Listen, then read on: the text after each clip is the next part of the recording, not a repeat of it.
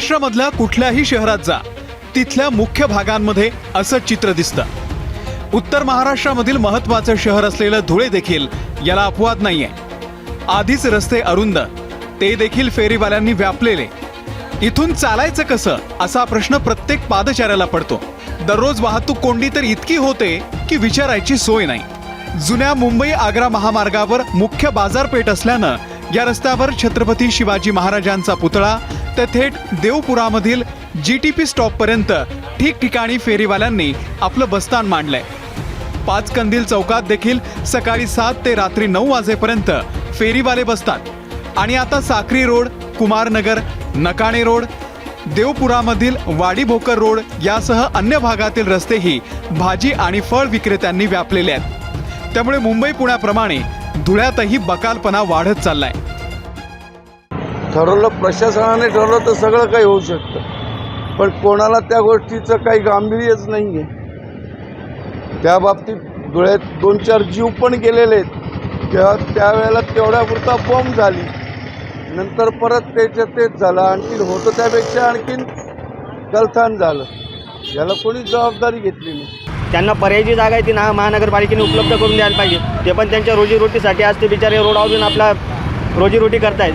त्यांना नगरपालिका व शहर वाहतुकाने त्यांना एक पर्यायी जागा उपलब्ध करून द्यायला पाहिजे, अशी आमची धुळेकर नागरिकांची मागणी आहे।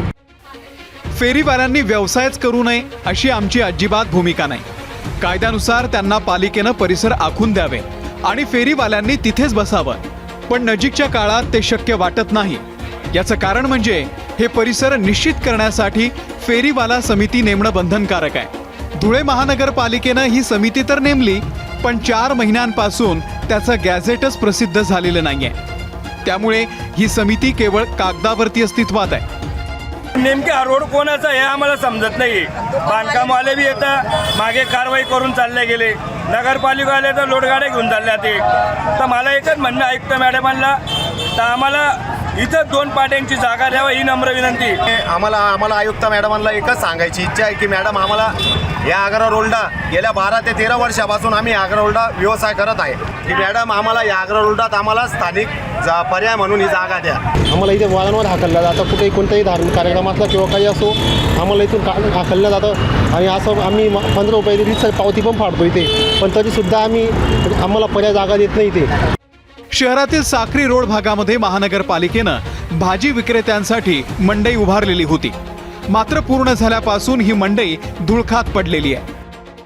आग्रा रोडवरचे जे पाचकंदील मार्केटच्या परिसरातले जे सगळे हॉकर्स आहेत, यांच्यासाठी पण आपण काही पर्यायी जागा आणि आपला तिथं पार्किंगचा पण मोठा विषय आहे, तर यांच्यासाठी जागा कुठे करायची याच्यावर काम करतोय। डॉक्टर नामदेव भोसले महानगरपालिकेचे आयुक्त होते तेव्हा फेरीवाल्यांना जेल रोडवर आणि विद्यमान आयुक्त अमिता दगडे पाटील यांनी पांझरा किनारी जागेचा पर्याय सुचवला होता, पण फेरीवाल्यांना हे दोन्ही पर्याय मान्य नाहीत। त्यामुळे प्रश्न अजूनही प्रलंबितच आहे। गेल्या 20 वर्षांपासून महानगरपालिका पर्याय जागेचा शोध घेत असली तरी दुसरीकडे मात्र या विविध जागा शहरातील फेरीवाल्यांना देण्यासाठी अद्याप कुठलाही निर्णय झालेला नसला तरी दुसरीकडे मात्र आता हा वाहतुकीचा प्रश्न, ही वाहतुकीची कोंडी सोडवण्यासाठी महापालिकेने शहरातील विविध जागांचा आता पर्यायी जागांचा शोध सुरू केल्याची माहिती आयुक्तांनी दिली आहे। त्याच्यामुळे येत्या काही दिवसातच शहरातील वाहतुकीचा प्रश्न सुटणार का आणि येथील फेरीवाल्यांना हक्काची जागा मिळणार का, हा देखील महत्त्वाचा प्रश्न आहे। धनंजय दीक्षित, ABP माझा, धुळे। ABP माझा, उघडा डोळे बघा नीट।